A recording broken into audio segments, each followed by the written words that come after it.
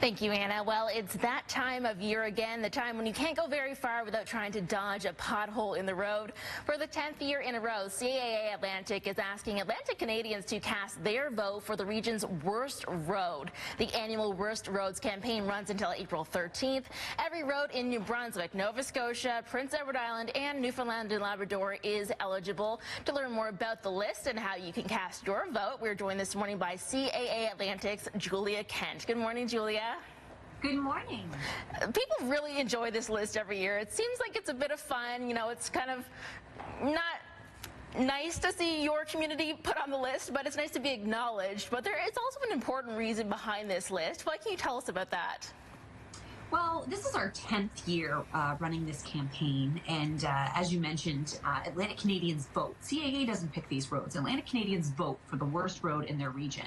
And while it's not necessarily a good thing to see a road in your area on the list, it is a good thing because it means that that road is getting the attention it deserves. Because we take this list to government officials and we ask them, hey, this is what people are saying. These are the roads that really matter to Atlantic Canadians. They want them fixed. And the amazing thing is that year over year, we see the top 10 roads fixed. So it really does work. It's probably our most successful campaign in that way. So it's a good thing, but and also a bad thing, but mostly a good thing if your road is on that list. Yeah, well, it's great that it's actually being acknowledged. We're actually showing some previous winners, I guess you could say, on our screen right now. And, you know, when that attention is drawn to these sorts of roads and their issues, it's great to see it's actually being fixed, because you can't really ignore that. And we know that potholes are bad, especially this time of year. But what other factors have propelled Atlantic Canadian roads to the top of your list in previous years? Well, there's a number of reasons. So it doesn't just have to be crumbling infrastructure or potholes, as you mentioned. And you can vote if you're a cyclist, a pedestrian, a user of public transit. You don't just have to be a motorist. Unsafe bike lanes, poor road markings, long traffic lights, congestion. These are all reasons that a road could be deemed the worst, not just necessarily potholes, right? Like you said. Yeah. Okay, well, how can people submit their votes, and what goes into formulating the top 10 list, Julia? Well, it's votes from thousands of people across the 4 Atlantic provinces, and you can submit your votes at atlantic.caa.ca/worstroads. And as you said, voting closes on the 13th, so you have 5 days to get your votes in, and you can vote for as many roads as you want in one day, but you can only vote for a single road once per day.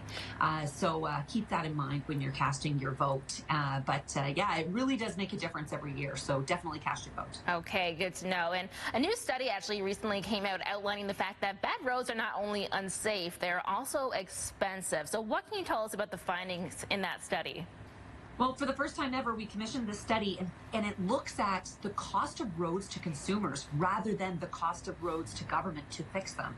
And it found that poor road conditions are costing Canadians $3 billion annually. So that is an average of $126 per driver per year. And if you're looking at the 10-year lifetime of a vehicle, that's about over $1,200 over the lifetime of your car. Mm-hmm. So we're not talking about small amounts of money here. And the study also found that nearly half the roads in Canada are deemed below average, and that it is actually beneficial for governments to maintain roads rather than let them get to a below average standpoint, because it can cost more money to repair them when they get really bad down the line. So it makes sense, to use a pun, to invest in smart infrastructure and road maintenance now rather than wait for it to get really bad. That does certainly make sense. And Julia, you actually have the current top 3 list with you. I know the voting doesn't close for another few days, but you have the top 3 as of right now. So can you share that with us? Yes, so the number 1 place right now is the Newfoundland and Labrador 410 in Bay Verte. Mm-hmm. Number 2 is Scotch Lake Road, which is near Keswick Ridge in New Brunswick. Okay. And number 3 is Markland Road in Collinet, New Brunswick. And we have seen that Markland Road on the top 10 before. My understanding is that part of it was repaired and another part of it still needs to be repaired. So hopefully we get that one fixed this year. I'm sure that people watching at home from these communities are saying, yes, yes, it's so bad. Please fix it for us. Exactly. And if you didn't hear your road, that means you got to vote. That's Mobilize right. everybody on your social media, get them out to vote. So. All right, that's some good advice. Julia, thank you so much for your time this morning. We look forward to seeing that top 10 list coming out soon. All right, thank you. All right, that was CAA Atlantic's Julia Kent. For more information and to cast your vote for Canada's Worst Road, you can find a direct link on our website. Stick with us, CTV Morning Live. We'll be right back after this quick break. You could win $10,000 cash just for listening to Move.